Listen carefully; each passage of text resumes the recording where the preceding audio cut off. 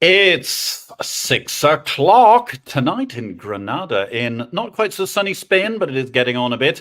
It's 5 o'clock in London, it's midday in New York, midnight in Hong Kong, 3 a.m. in Sydney, 9 a.m. in San Francisco, and 9:30 at night in Mumbai. Greetings, good afternoon, and good evening, depending on where in the world you are today. My name is Patrick L. Young. The IPO-VID live stream, Series 26, Episode 6, for the math mavens in there who can do to the power of 6. That is episode 156. A very interesting Ferrari it was too. Episode 156 starts here, and let's drop by Kazakhstan. The Moscow Exchange is divesting its stake in the Kazakhstan Stock Exchange, according to the National Bank chairman. While KZ has benefited from the relationship with MOEX, the tricky part is the political situation beyond the markets. Thus, there will be a modicum of relief at this news from KZ, tinged with regret at the loss of working relationships with the many good folks within MOEX itself. One exchange down this year, sad to see, always the close of a parishioner. The Abu Dhabi Carbon Exchange is going to be closed down. Air Carbon CEO William Paxos was a terrific guest on IPO-VID 50, Air Carbon's net zero mission. However, amidst a race of new VCMs out there, Air Carbon is closing its Abu Dhabi exchange, remaining open in Singapore after a year. Congratulations to the 2025 Nobel laureates Darren Acemoglu, Simon Johnson, and James Robinson for showing us that economic growth is good for all and capitalism, even empires, can do a good job. Congratulations all round to them. As the Nobel Prize Committee noted, the laureates have shown that one explanation for differences in countries' prosperity is the societal institutions that were introduced during colonization. In essence, if the rule of law was sound property protection, decent democracy, and a state exists to try to serve the people and not suppress them, then your economy is likely to grow faster than the folks who don't. Speaking of people trying to grow the economy faster than those who don't in emerging markets and elsewhere, thanks very much to the AFM for a great tech day in Amsterdam, where Exchange Invest was a proud sponsor. On screen at the moment, our data panel was absolutely marvellous. Yours truly was chairing that session. Thanks to Professor Albert Menkveld, Mark Shadle, the CEO of Data BP, Paul Humphrey, the CEO of BML Technology, celebrating his $21 million investment recently, and Louis Jan Bontuis, the VP for Engineering at Housing Anywhere. And of course, you will have noticed that the first three of those gentlemen were all previous guests on our show, and the fourth, Louis Jan, has just agreed to sign up. One thing that panel was absolutely missing, ladies and gentlemen, and I must apologize for once, is unlike my podium at the New York Stock Exchange this year, where we had a rigorous management of diversity and indeed had a majority of women, that was all rather pale, male and stale. Let's see if we can find a few female data mavens for the next data panel I get to chair wherever it is in the world. And that brings us very neatly to our guest today, ladies and gentlemen, Paulina Bren. The topic is her latest book, She Wolves, The Untold History of Women on Wall Street. Paulina Bren is a writer and award-winning historian who teaches at Vassar College on the Pittsburgh Endowment Chair in the Humanities. Her previous book was the best-selling The Barbizon, The Hotel That Set Women Free, and was a New York Times editor's choice. We're delighted to welcome her here today to discuss her new book, She Wolves, The Untold History of Women on Wall Street. It's been called Enthralling by Publishers Weekly and is already the next big idea club must-read. Much more excitingly, it's going to be coming hopefully to a big screen near you in the near future, at least something like HBO and Netflix, depending on where you watch your movies, because She Wolves is in development with Mark Gordon Pictures.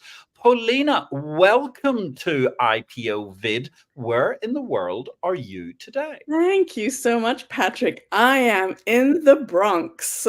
That's where I am. Fabulous altogether. And so remind us, for those of us whose geography is not terribly good, whereabouts actually is Vassar College where you're teaching? So Vassar College is in what's called Mid-Hudson Valley. Don't call it upstate. It's Mid-Hudson Valley, so on the Hudson River, and it's about an hour and a half north of New York City. Right. That's very useful. Thank you very much. Because But I'm I was not one of there those. today. You're not there today, clearly. No, if you're in the It's Bronx, October break. the Bronx would have had to have undergone quite an expansion to manage to Yes. make it there. Yes, I had a great moment the other day. Actually, we went to the Amsterdam flower market, which is the biggest flower market in the world. It's quite incredible. It's also the most beautiful, fragrant market I've ever been to, and it occupies an area of just under 2 square kilometers. Oh my. It was bigger than the Principality of Monaco, but the Principality of Monaco have been on a bit of a reclamation grab for the last 50 years. So they got an extra 600 square meters in to be just larger. So that there you go. Anyway, use this information. So tell us a bit about yourself, Paulina, because you have a lovely English accent, but I think you've got a very, very interesting pedigree and origin. Where were you born? Oh, you want my origin story? Yes, I was actually born in Czechoslovakia when it was still Czechoslovakia, not the Czech Republic. And I grew up in the UK, in Watford, which was very much a working class town at the time, outside of London. But I've been in the US for ages. I went to Wesleyan University for my BA, then University of Washington, Seattle for my MA, and I have my PhD in history from New York University. And my first sort of specialty as a historian was actually post-war Europe, and especially communism in the Eastern Bloc. And so my first academic book was the story of everyday life behind the Iron Curtain in the 70s and 80s. And then I followed that up with a collected volume of essays. And when I'd done that, I sort of realized after a while that I'd sort of done what I wanted to academically. Nobody had written about the 70s and 80s before. And then I decided to do what in academia is called the famous crossover, which is kind of difficult, but it's been a joyride for me, where basically you start writing nonfiction that is readable, that people actually want to, it's a page turner that people want to read. And it's been great fun. And my focus has been on telling sort of collective stories of women in New York, but as a way of saying a much larger story about American history.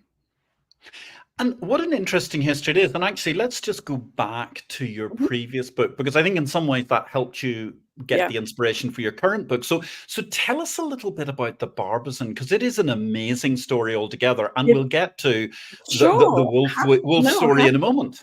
Yeah, happily. So the Barbizon Hotel was a famous women's only residential hotel in New York, and it was built in the late 1920s. And it was built for a very sort of posh young lady who wanted to come to New York and become an artiste. And a year after it opened its doors, Wall Street crashed. And so the sort of imagined clientele, to some extent, continued to go to the Barbizon, but now a wide array of sort of young women from all over America would come there. And it was sort of, if you were coming unaccompanied to New York, or if you were coming to New York to follow your ambitions and you didn't know anybody, you wanted to be in a space like the Barbizon Hotel. It was, it gave you, it was a calling card, but it also, it made you respectable, right? If you were in New York unattended, unchaperoned, then if you're staying there. So it was a sanctuary and a safe place. And it was also a massive sort of launching pad for women coming to New York. And there were famous ones like Sylvia Plath, Grace Kelly, Joan Didion. They all lived there. There were names and names, but there were also a lot of really interesting, ordinary women. But it really tells a story from the late 1920s. Now it's a luxury condo, of course, through that period. So it tells the story of 20th century New York and the women who came to New York. But it really, in many ways, the focus is on the 50s and like what was an ambitious woman supposed to do in the 1950s when you were told you were supposed to sort of have a house and a white picket fence and 3.8 children, right? And so it tells that story. And when I was writing the Barbizon, I sort of realized there's something very odd, because in sort of the early 70s, as New York starts to become grimy and sort of urine scented, you could say. You would think that women coming to New York would flock to the Barbizon, but in fact, occupancy rates were falling, they were plummeting. And so I thought, there's a different kind of woman now who's going to embody New York and what New York means for America.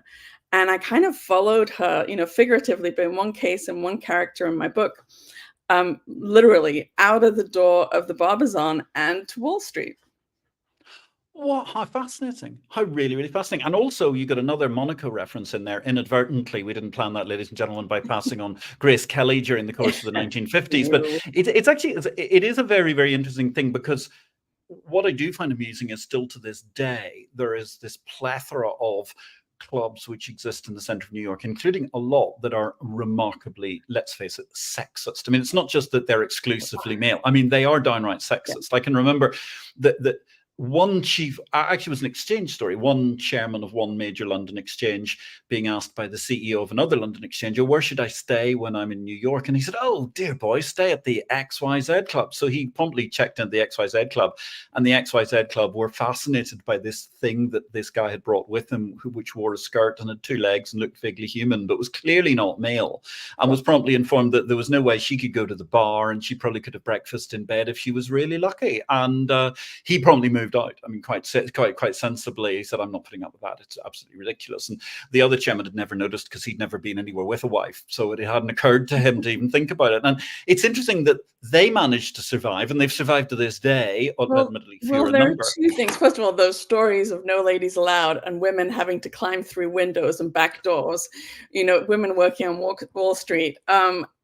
So many stories there, but there are actually two things here. So it's the residential hotels, and then it's the clubs. They're two separate things.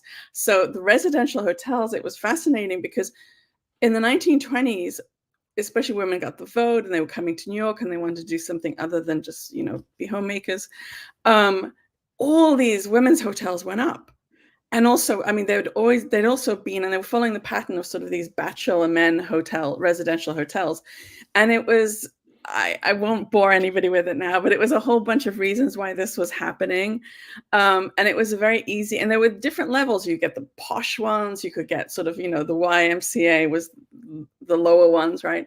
But it was a whole way of living in the early 1900s, 1920s. And then really it was the devastation of the market that really just most of, especially the women's hotels, they fell apart. The private clubs did not fall apart because not everybody lost their money during the crash. And they continued, and they definitely play a story in She-Wolves, certainly.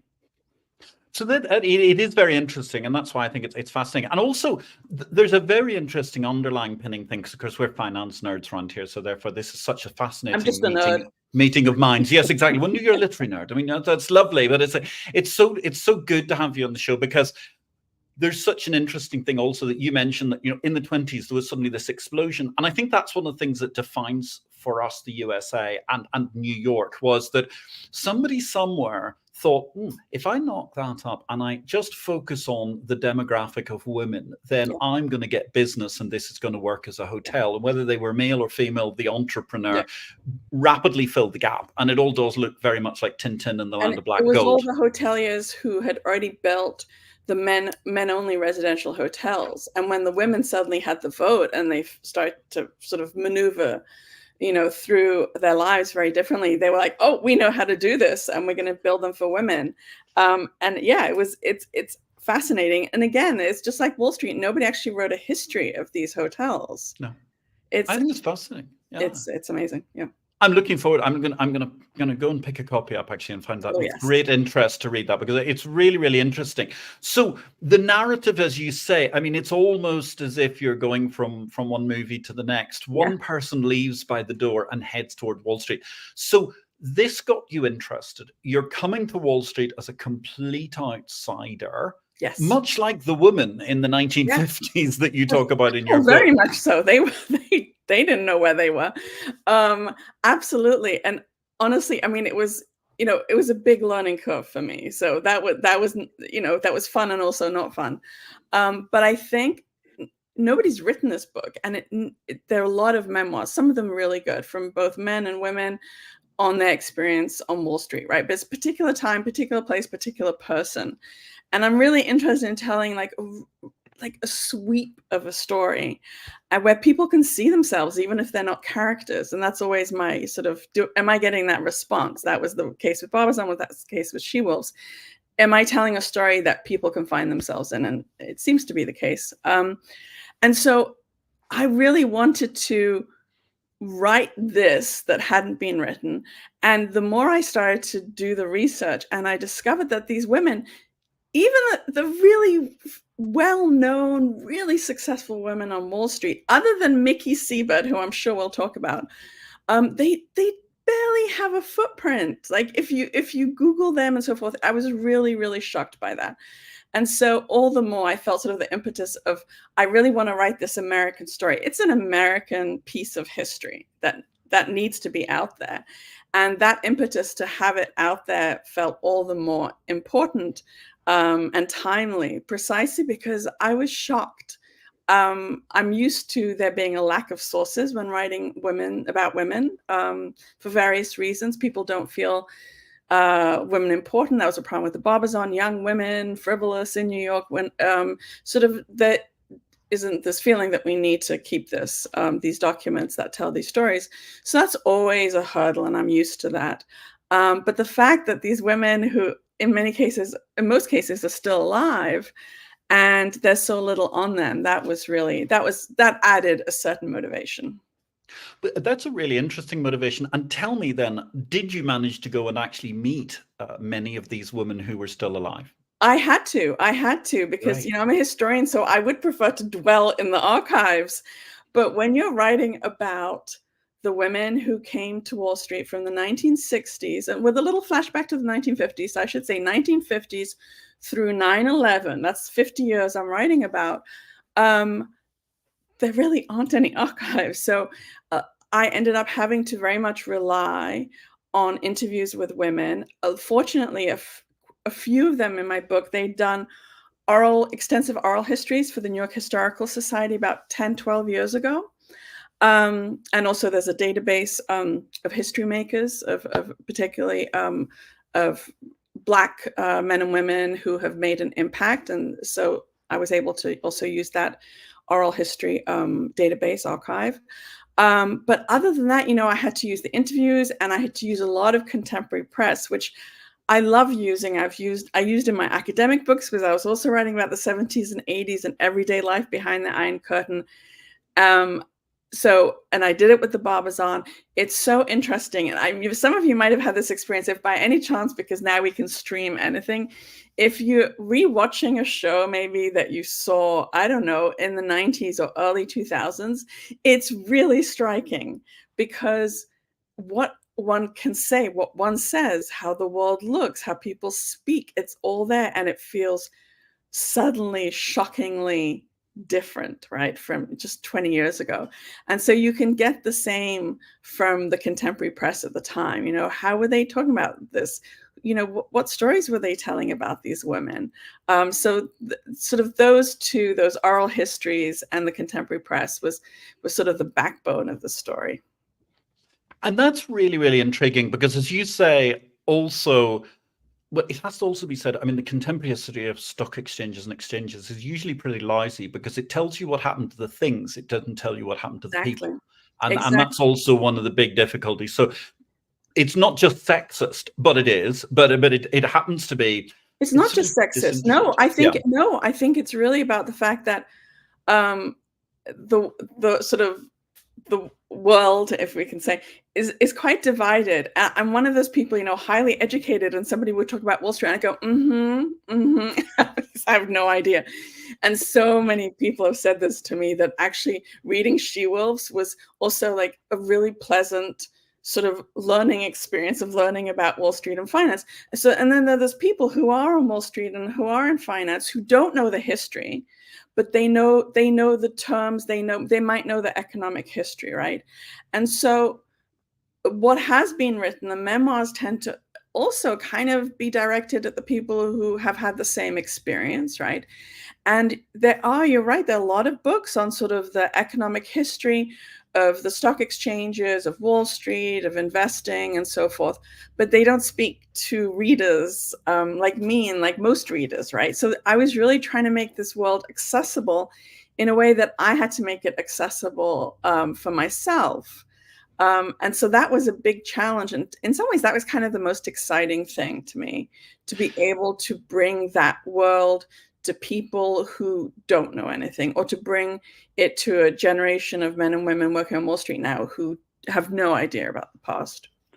And I think that's great. And I really commend you, because actually one of the things that's part of always our mission and my firm belief, I mean, as a dyed-in-the-wool financial nerd, is we're an appalling profession, because actually when you go and interact with every other profession pretty much on earth, they all go, oh, it's simple. When you sit on a doctor's bed, for whatever you're having, like I had my wisdom teeth taken out years ago, this doctor comes in with a very nice method, and just sits down and goes, now, Freddie here is going to knock you out and you're going to go to sleep pleasantly. And then I'm going to just, lean your head back and just do a little bit of twisting and you'll be a bit sore in the morning. I mean, he didn't bother to say he'd probably have an elbow on my neck and whatever. It didn't even go to, but the point is he explained everything as if it was a doddle and it was all going to be fine and this is what's going to happen. Whereas the world of finance is appalling, because the world of finance opens up to you and goes, Paulina, that's fantastic. So what do you do? Oh, that's very interesting. That's great. Yeah, that's fascinating. Well, now, let me explain to you about finance, but it's complicated. And no other profession in the world do they refuse to break it down. I'm so glad you're pointing this out, because I can really talk about this from that outsider perspective. And what, honestly, my methodology in talking to many, many women, not all of them became characters in my book. So I talked to a lot more than the characters that I have there. But literally, I realized within a month, I had to start off by saying, whenever there was something that I didn't understand, which was at the beginning, like every other sentence, I would say, okay, explain it to me as if you're talking to a 5-year-old. So, and it sounds ridiculous, but it was the only way to do it. And it's a skill. And when I was talking about sort of that I've done the academic crossover where I'm now, a writer who writes popular nonfiction, part of that crossover is learning or knowing how to speak to others. Like I don't read boring history books. I'm not interested in them. That's not what I want to write. And that's not what I want others to read. And so part of it is learning how to tell a story that might, somebody might go, well, that's boring. It's history. I never liked history, but make it really exciting to read and a page turner. And finance does have the same problem, I think, where, we get PhDs, but you will work in this for a long time. It's in many ways the equivalent, right? You're amassing knowledge. And the inability to explain it to others, I think, is a problem in some ways, which it was very interesting to me. And it did help to say, because it was interesting to see how when I said to the women, talk to me as if I'm a 5-year-old, they really had to think about, like, how do I explain my life? How do I explain this happened, right? Absolutely. And it's vitally important at all points in time in finance. If you can't invent your own buzzword and acronym and therefore have one of those sort of like BS bingo cards that you can fill in the first 5 minutes, it's just not happening, which is totally alienating from what goes on. And actually, I must say, on a separate note, I mean, full marks to Professor Albert Menkfeld. He was a previous guest on this show talking about something fabulously nerdy, but he broke it down. But like last week, he was on a data panel and we took all of this incredibly complex financial math and he said, look, let me explain it like this. And there is a man who can, in one sense, lives a life that's only in Greek letters, and in another can manage to break it down for normal people. It is so rare. It is so rare and it's so beautiful. So back to your wonderful tale of narratives, ladies and gentlemen. We're talking about She-Wolves, The Untold History of Women on Wall Street. It is your must read. If you don't have a copy already in your Christmas stocking or your Christmas list, definitely get it. I got to say, I love the cover as well. I think that beautiful lipstick kiss on that. Yeah, the picture doesn't do it justice. No, the picture's not doing it justice. Stands out more, and the kiss is sort of shiny and embossed. Yeah, it's very cool. It's really cool. It's a fabulous color altogether. So talk to me a little bit about it. I mean, where should we start? I mean, obviously, I think everybody starts at Muriel Siebert, because even the New York Stock Exchange's own endless amounts of histories can't help but avoid Muriel Siebert because she really is an incredible Because they trailblazer. shouldn't avoid her, right? No, absolutely. I mean, In fact, they cannot afford she to. should have even more of a spotlight, in my opinion.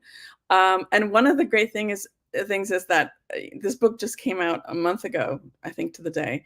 And whenever I have a book that comes out, readers write to me, and I've definitely been getting, oh, I knew Muriel. She was amazing. She was such a storyteller. She was so kind and generous with people. She didn't take any BS, those sorts of things. So that's been great. So Muriel Siebert, for those of you who don't know, she was called Mickey Siebert. She took a path that was, to begin with, very similar to the early women on Wall Street. She did in the 1950s. Women were especially doing the 60s and 70s, which was and then her path sort of diverged a bit. But she arrived in New York in 1954 in a beat-up Studebaker with $500 in her pocket. She dropped out of college. Her father died of cancer, and she wanted out of Cincinnati. And so she arrived there and she applied. She didn't know where else. But the summer before, she'd been on a tourist bus in New York, and they'd gone to the New York Stock Exchange. And so she thought, oh, Wall Street. So she applied for a job. She admitted she was a college dropout. She didn't get the job. She learned, I have quite a number of women who did this. They learned, oh, wait, I have to actually kind of fudge the truth to get a job. So she did, and she got a job at a brokerage house as sort of the teletypist person in a research department, where she was running the questions from the teletype machine to the research analysts. And she did what these early women did, looked and listened. And she realized that, the numbers were a science, as she said, but also it was an art form. And when she looked at a page with numbers, it lit up like a Broadway marquee, she said. In other words, she had a knack for it. And there came a point in those days where, when the research analysts, if they were doing a really good job, one of the perks was they could now toss off some of what they didn't want onto the underlings who were training. And that included Mickey. And this brilliant train specialist who taught her a lot, he didn't think the airline industry was going to be much. So he gave that to her. And another very common story that happened to a lot of women, they got what was considered the scraps, but turned out to sort of be the cutting edge new industry. So she became an aviation expert, a research analyst, and she went from one small brokerage house to another, always got a pay raise, or a promotion. But young men would come in with no experience and they'd out-salary her, and she had enough. She also couldn't go to the major firms because they were literally not hiring women outside of the secretarial pool the way women were getting a foothold, because in those days, there were hundreds and hundreds of small partner-owned brokerage firms. So her friend, Gerald Sy, who was very famous gunslinger, as they called them in the 60s, finance guy, he said, well, you're not going to get anywhere at this rate. Why don't you just buy a seat on the New York Stock Exchange? She was like, what? No women are allowed. He's like, I think maybe look at the Constitution. So she did, which was written in 1792. And they hadn't envisioned women on the floor. So there was nothing against women being on the floor. And so that started her journey, which I won't get into. It was very hard. And she was getting a seat, which was like $445,000 at the time. It was $4 million, around $4 million today. And she finally got her seat. And she was the first woman, January 1st, 1968. But she knew she could not actually trade on that seat. Right. Because she would get so many enemies. So she basically created her own firm and used that seat. Yes. But it is quite interesting. And as you say, how you have to use an air of cunning to manage to get round the system. So if it doesn't expressly forbid you, because fortunately, as you say, in 1792, when they're all sitting underneath that buttonwood tree, nobody actually thought about the ludicrous notion that women would ever want to come and trade. I mean, how ridiculous. Yes. Yeah. And secondly, the other thing you hit on, which is great, is that actually, I got the finance business all wrong. That's why probably I'm presenting this podcast all these years later. But what I got wrong was I really thought that when you talked about gunslingers, and that's a great thing from the 60s that we talk about, and lots of people are convinced from the outside that sort of finance people on Wall Street are these incredible titans who know everything. They're sort of somewhere between James Bond, but without the stunts. But they're always seen in a tuxedo, and they understand implicitly 150,000 things about history, the arts, and goodness knows whatever. And they really are genuinely kind of Renaissance men. Whereas you get into finance and you suddenly realize that everybody occupies the most unbelievably tiny tranche of existence. And for Muriel Siebert, actually sitting at the teletype machine was fantastic, because she was sitting at the hub. It's like she was sitting at the hub of the internet. She knew what was going on better than 99% of the firm. If you had the brain, you could do it. And that's the thing. All the women who were coming in, they were secretaries, receptionists, teletype, data entry clerks. And so they were really, and when I say, you know, they sat and listened and watched, they really did. And in many cases, they also had really lazy bosses, right, who would send them to meetings instead of themselves. And so they learned that way too. And speaking of sort of the specialized nature of finance jobs, I think it was, honestly, back in certainly the 60s and 70s, I think it was less of that. I think, especially because there were so many small firms, you did have to have an overview in the way that you don't today. The interesting thing to me too was, so one of the women, Doreen, who worked on the American Stock Exchange and the New York Stock Exchange, she was one of the first people I interviewed, and she said at that time that she arrived on American Stock Exchange on May Day, 1975.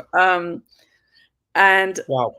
So just point that out. So just in case anybody doesn't follow that, May Day 1975 is the day when the New York Stock Exchange effectively got rid of fixed commissions, because it's difficult to believe that the US fixed commissions. This also leads us back into my pointer that, you know, the greatest president from the history of the financial market standpoint was Richard Milhouse Nixon, whose reputation is somehow troubled by some of the things he did in his macro environment. But actually for markets, he was very good, because he took the dollar off the gold standard and therefore basically created derivatives. And he took us out of commission, which was actually something that the New York Stock Exchange had been wanting to do for 5-6 years before. They'd been dragging their feet. They just realized they had to do it. There was no choice, because of all the other, you know, more regional exchanges that, you know, were more flexible, right? So they had to do it. But she arrived that very day on the American Stock Exchange, and her stepfather, who'd gotten her the job, she was a classic, had to drop out of college because her stepfather's firm went under, because during the whole paper crisis, somebody was just stashing stocks and they were not actually processing them. Again, so many fascinating stories. So there she was, also having to drop out of college, and she arrives on May Day, which basically means that, you know, you need to hustle from that point on, right? And she's a great hustler, so it was perfect for her, it turned out. But anyway, she told me that at some point she went for a meeting to the Financial Women's Association, which was an association created in the early 1950s by the very first women on Wall Street who were outside of the secretarial pool. And they basically, as one of them said, we created it because we had nobody to have lunch with. And then it grew. So she went to one of these meetings and she said that was it. Like, I think she even left midway. And she said, these were not her women. They were not her Wall Street women. And I said, well, what do you mean? And she said, well, it's a question of brains and brawn. And I was like, what? And I then came to understand exactly what she meant. And women on the stock exchanges, they had to have brains too. But it was a very different kind of personality.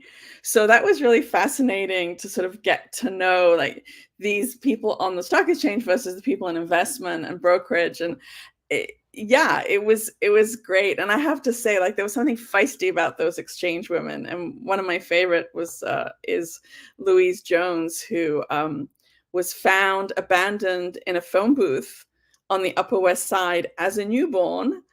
Grew up in the projects in Staten Island. At 17, she was in a work-study program at a Staten Island high school, and she got a job as a teletypist on the New York Stock Exchange. And she said She walked onto that floor, and remember, that floor was not like today. Today, I No. went to the floor and I was like, it's like a sleepy Monday afternoon at a mall. This was the New York Stock Exchange, where it was loud and crazy and thousands of people. And she got onto that as a 17-year-old. She just stood there and she said, for the first time in her life, she felt like she could breathe. And then she looked around and she's like, and she said to herself, I'm going to make so much, I can't say the word, I don't think, money. And she did. And she did. But, you know, there's something about those women on the stock exchanges, which, and ironically, they were some of the toughest places to start. The first woman who went on the New York Stock Exchange, it was in 1976. So, you know, Muriel Siebert gets her seat in 1968. First woman to actually trade on the floor is 1976. Alice Jocko. She had to be persuaded because she knew it would be bad. She had no idea. I mean, it was horrific, the experiences. She had to have a police escort for a while. Well, we're going to get back to that in just a minute. I'm going to give you a little break for a second, Paulina, so you can have a glass of water and something to fortify you for the next 20 minutes of the show, because it's such a gripping discussion. We're here talking about She Wolves, the Untold History of Women on Wall Street, ladies and gentlemen, with Paulina Bren. It's a fascinating discussion altogether. But, you know, out there, in the big wide world, a lot of people have been talking, is China facing a crisis? So let's drop by one of our short videos, because China's stock market's down 40%, the economy's slowing, but there's 200 million people invested, a lot at stake, and twice as many people in the stock market as there are actually in the Chinese Communist Party. Let's have a short video.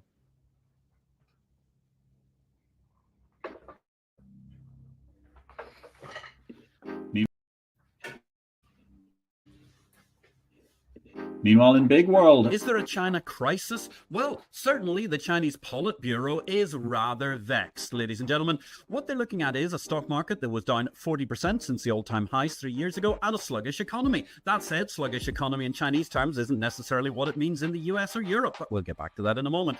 When you're looking at these things, though, it's important to bear in mind one big statistic overlying the whole Chinese economy. There may be 100 million faithful members of the Chinese Communist Party, but ultimately there are no fewer than 200 million people, twice as many adults, are invested in the stock market. For more in Big World, like or follow. And that, I suppose, brings us, ladies and gentlemen, to a fabulous book on the long term. As you know, we have a book of the week. Our current book of the week is Common Stocks and Uncommon Profits by Philip A. Fisher. Well, who sums it up better than Warren Buffett? I sought out Phil Fisher after reading his Common Stock, Uncommon Profits and other writings. A thorough understanding of the business obtained by using Phil's techniques enables one to make intelligent investment commitments. Our next book of the week, of course, will be featured on Saturday in the EI Weekend Edition. That's a more macro read about the world in general, which is absolutely free via exchangeinvest.com. However, if you're enjoying this and you're interested in the world of bourses, or indeed if you're working in the world of bourses, you can't afford to be without the exchange of information. Exchange Invest, that's published Monday through Friday. Join us by subscribing at exchangeinvest.com. We're offering a free 7-day trial as things stand. Now, back to Paulina Bren. We left it on a very, very, well, a cliffhanger of sexism, because we had these ladies who were just going onto the floor, 1976. We're speeding through the story. You mentioned the fact that Louise, the very, very first person to trade on the floor, needed a police escort. Alice Jocko, yes, Alice. Sorry, I'm so sorry. Alice Jocko, of course. I cannot imagine just how difficult that must have been at that point in time. Probably you can't either, even though you've heard the stories. How did things progress? I'm sure there was an incredible amount of sexism from start to finish.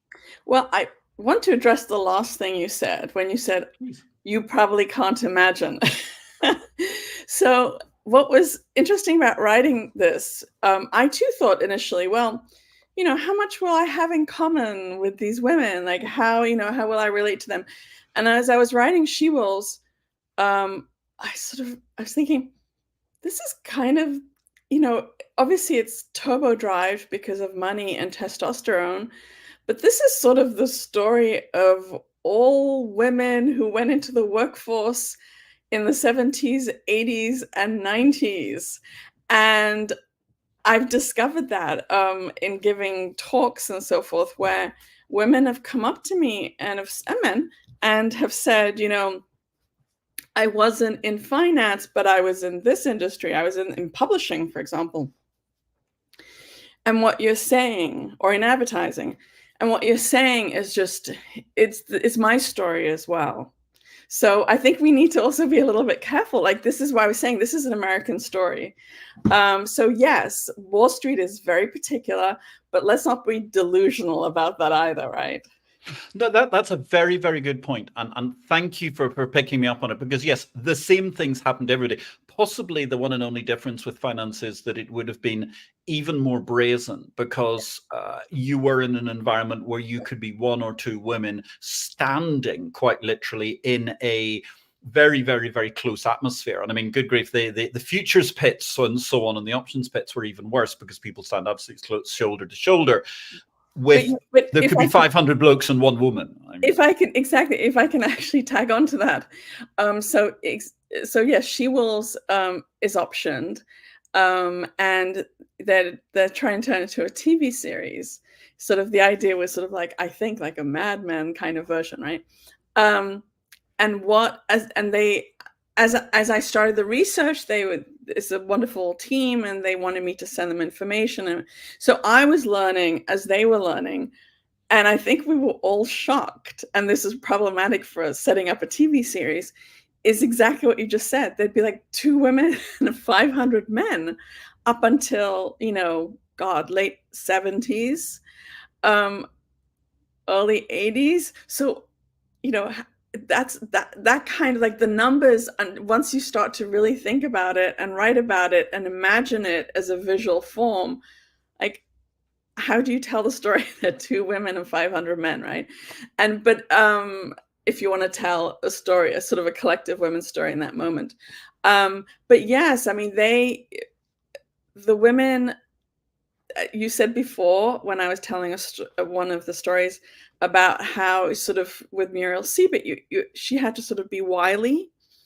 I think that's very true. There were 2 things that women definitely had to possess. Well, 3 things: the thick skin, a certain ability to figure out the terrain and how to get around it.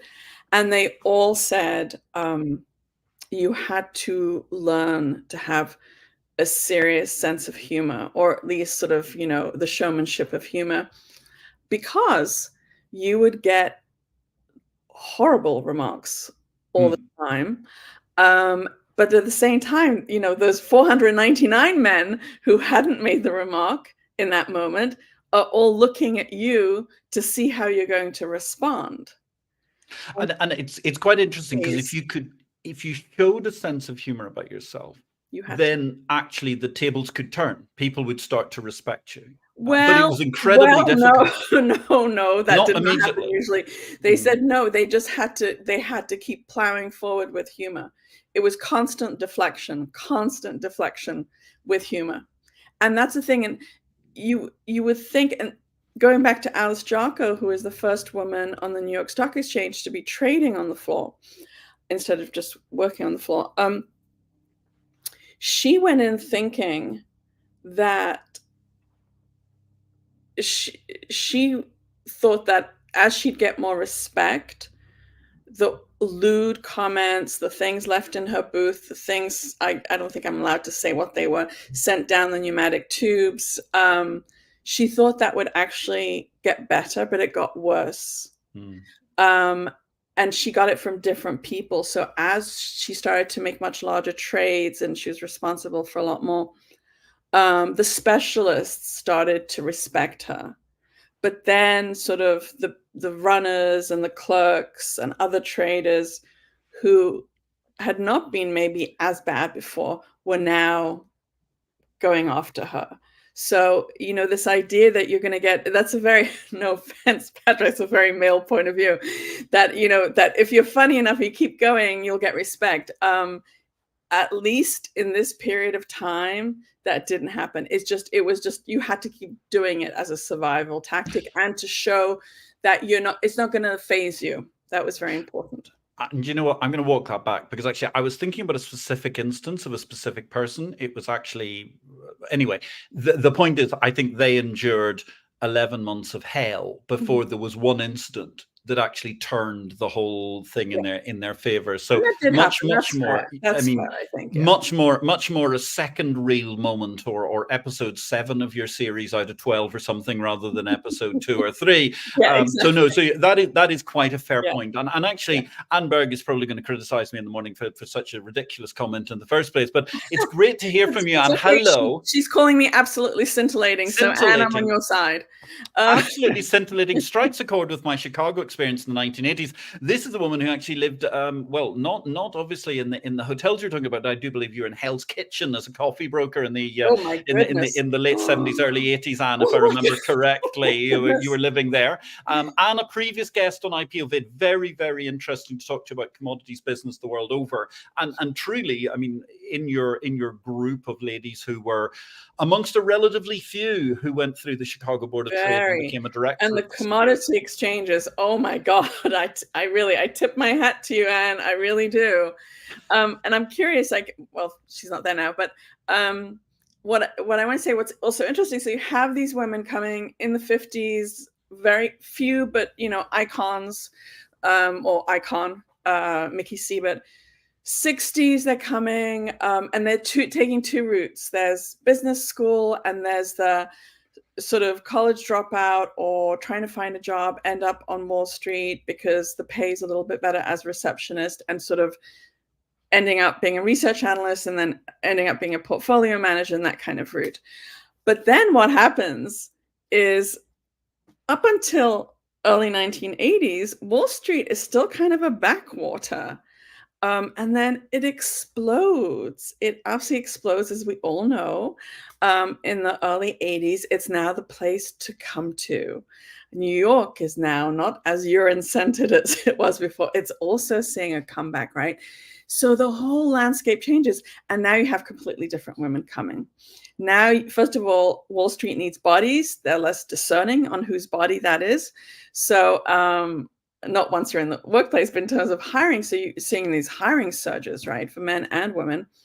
And women are coming now. They're coming from MBA programs. Like, my book starts with the first 8 women accepted to Harvard Business School in 1963, and sort of the hell they go through, right? But now it's, all these women with MBAs, and women who are graduating from Ivy League schools, and they go to the career office, and the career office is just kind of it becoming a pipeline onto Wall Street. So everything changes.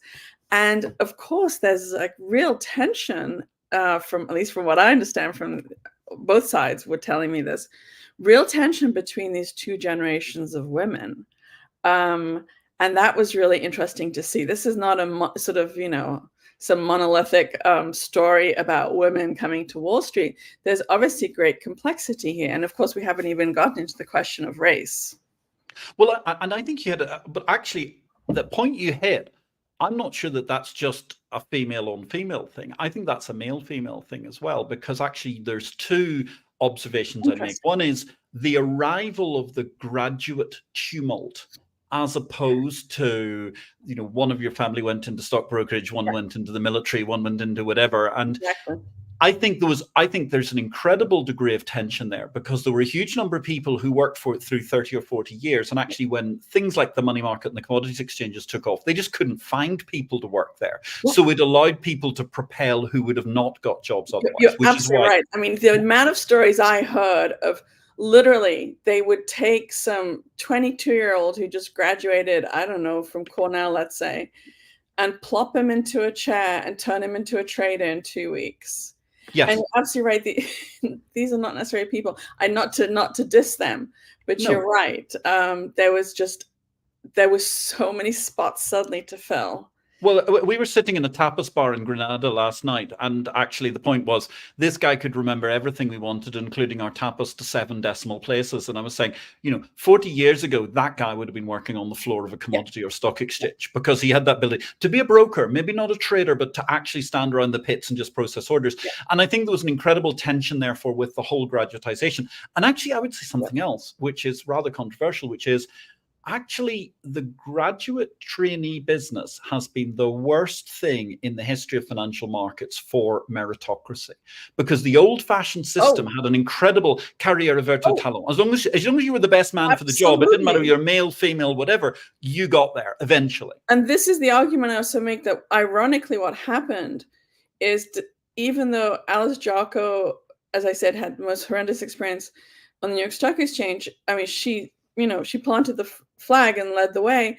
And what happened in the 80s, as the rest of Wall Street is closing up, and the kind of women who, able to really climb that ladder's closed to them now. Yeah. And instead it's just sort of these women who very highly trained and Ivy League graduates. So in fact, as a place, like a lot of the women in the 70s said to me that, and despite all the hell they might have gone through, all the lewd remarks and blah, blah, blah, that it was really a meritocracy they were in. By the 80s, you can't say that for these types of women who are not coming from the Ivy Leagues, who are not coming from the MBA programs. But that meritocracy kind of shifts to the exchange floors and to some extent the trading floors. Yes. And that's also a really interesting part of the story, where sort of that dream of what Wall Street could theoretically be is carried through there, whereas it's really curtailed on sort of investment and brokerage. Yes, and speaking as somebody who wrote a book saying that all floors will die, the thing that I find the saddest is the fact that essentially where floors have died out almost exclusively, the real tragedy is that the meritocracy has also been killed to a much greater degree because you cannot get in. And that's why, like, She-Wolves would not be such a fun story if I were writing from, let's say, 1980 to today. No. The fact that I start in the 1950s exactly allows to tell that story that I think people aren't aware of, where despite how hard it was to climb that ladder, really unique, interesting women who never would have, who never would have had those chances. I don't want to sound like this uber capitalist here, but they were really getting a chance to do something. And even though they're out-salaried by men, they were out-salarying other women, right, in other workplaces.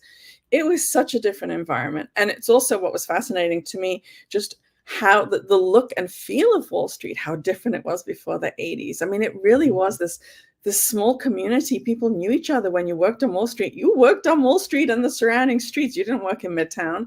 And so you could really, you saw each other, you'd all go to the same restaurant. It was very different. The feel of it, the look of it, and in some cases, the opportunities of it. Yes. Yes, I mean, it was in many ways, it had barely evolved in a certain sense, which was the village feel from where they'd been with the stockades and the original building of the South Street Seaport. And actually, the New York Stock Exchange's official list of sort of 1785 or 1795 or 1810 or 1815, which included the price of that day's furs, which I'm sure would have everybody on the streets protesting these days if the New York Stock Exchange remotely had the inclination, which it doesn't. Yes, it doesn't, to trade. So we're left with this incredible story. I've got to ask you, I mean, it's been such an interesting conversation altogether. And unfortunately, we're going to run out of time. But I mean, when you look at this and you bring the story up to 2001, does that inspire you to do something else in the world of finance? Or indeed, are you so focused on this possible TV series now? Or how No, I'm already thinking about my next book. I don't know why I do this to myself, why I torture myself this way. But it's the same thing when I finished the Barbizon. Everybody's like, you need to write another book about a hotel. It'll be so successful. And I was like, well, I just wrote a book about a hotel. I don't want to write a book about a hotel. And of course, at the same time, I'm getting all this new information from readers. She-Wolves is happening the exact same thing. I'm getting all these great stories that I wish I could, do part 2. But I'm not going to say what I'm thinking of doing, but I think I'm starting to see the Barbizon and She-Wolves as like part of a loose trilogy. And I will do a third book, which continues to sort of tell a certain kind of story. You could say these are stories about women and ambition, right? And like, what the heck to do with it? That's very tantalizing, it's got to be said. And now you're going to make us wait in the publishing cycle probably 2 Yeah. years before we find In out the what it meantime, you is. can all buy She-Wolves for We yourselves can and all everyone. buy She-Wolves. No, definitely buying She-Wolves, I think, is the big thing to do. And I'm certain that if she hasn't already, Anne-Berg's definitely out there trying to get a copy of it right now. And it's actually upcoming as one of our books of the week, probably before the end of the year, I'd imagine, because it's really, really gripping. We were waiting for it to be in stores. Of course, at this stage of the show, and you have previously signaled the fact that you're not remotely a financial nerd, but we take no prisoners on one question in this program. So we do have to ask you, Paulina, where do you think the capital market revolution goes next? Well, I'm going to say a revolution is all about equality, right? But I would say, a common argument for like why there should be real equality in finance, and elsewhere is the whole argument of, well, women have, will bring certain talents and they can do this, they can do that. They're good at listening, they're good storytellers, they can do this. No, I think it's a very essentialist argument. And again, this impulse to like qualify why women should have an equal spot. It's very simple. We know that when there's equality and diversity, we do better. And it's quite simple. Women are 50% of the population. And structurally, Wall Street continues to be based around the ideal worker being the man, right? And my book shows that. I talk a lot about women's bathrooms, toilets. Women didn't have anywhere to go because literally these places were built for men. And so I think really it's just time to change the playbook. And it's not even that radical. 50% of the population. It's a revolution that doesn't feel revolutionary to me, I suppose. It's a tradition of this show that we never make a comment about what the person has said before to validate it or not. But I have to say that's spot on, actually, Paulina Bren. I completely agree with you. Anne-Berg, you've got a seller. Anyway, today you've got one sale. Of course I will buy, says Anne-Berg. And that seems to be only fair. And indeed, look, when we look back on this incredible story, She-Wolves, The Untold History of Women on Wall Street, I would actually like to draw attention to where I was on July the 5th, which was on the podium of the incredible New York Stock Exchange. And one of the things we set out to do was to make absolutely sure that we could get a podium that actually had a majority of women, because there is nothing worse than the many, many, many podia of bell ringings at exchanges around the world, which seem to have pale male and stale audiences, majority male audiences of all manner of other races. And it always seems to me that women are an afterthought. And I think the best thing about this is all those ladies who are there, and I speak not only of president of the New York Stock Exchange. This is great. We're on a second consecutive female president, having waited, 300 years to get to the first one. Lynn Martin is there, of course, absolutely fantastic, just standing behind the copy of my book to my right, but also a great woman of achievement. There's Anne-Berg in the front row. We've got Mary Ann Callahan from the DTCC. We've got leading former central banker in Haiti, who was actually on Bata's show, PhD, last week. It's a great show with some fantastic people, including Kelly Hoey et al. And that, to me, is very, very important, to bring the vibrancy of that diversity to markets. So that's really important. Let me also remind you, ladies and gentlemen, we had a fantastic show just a few weeks ago when we were inside the hallowed halls of the New York Stock Exchange. We talked to three terrific members of the NYSE management team. Megan Duggan, who unfortunately has now departed and moved on. We wish you all the best, Megan. You remain our favorite female options nerd on the planet. Jessica Froats was absolutely sensational. Cassandra Sayer, what an interesting tale of life she has to tell. Super show with just three of the many women who are working inside the exchange structure. And if I may say a little word in defense of, I think, what's been going on in the last 20 or 30 years, I actually think exchanges have done better than perhaps the overall markets in actually managing to promote women, which I think is a really, really good thing. However, this show, ladies and gentlemen, is all about She-Wolves, The Untold History of Women on Wall Street with Paulina Bren. It's been an absolutely marvelous opportunity to chat to you today. I really appreciate it, Paulina, and I'm delighted to see that you made it through the whole hour of a nerdy financial show and you weren't unnerved at all. Thank you so much for that. It was great fun. Thank you so much. Good. I'm delighted that you enjoyed it. And let us just therefore conclude by bringing you news of next week. We're going to be on the quoted company Companies Agenda with the head of the UK Quoted Companies Alliance, James Ashton. We will be in the same place in the ether sphere at the same time at 5 o'clock London time, 6 o'clock Central European time, midday New York time. That'll be IPO-VID 157. From me, Patrick Young, thank you very, very much to Anne Berg for your great contributions. Herself, a truly pioneering woman, not on Wall Street directly, but in the world of commodities and related financial products. Let me say thank you very, very much to our fantastic all-female production team today, Herminia, Janella, and Jamil. You've done a great job. My name is Patrick L. Young. If you want a marketplace built, do please give us a call. I'll see you on Exchange Invest Monday through Friday. And in the meantime, I wish you a great week in life and markets. Thank you, Paulina Bren.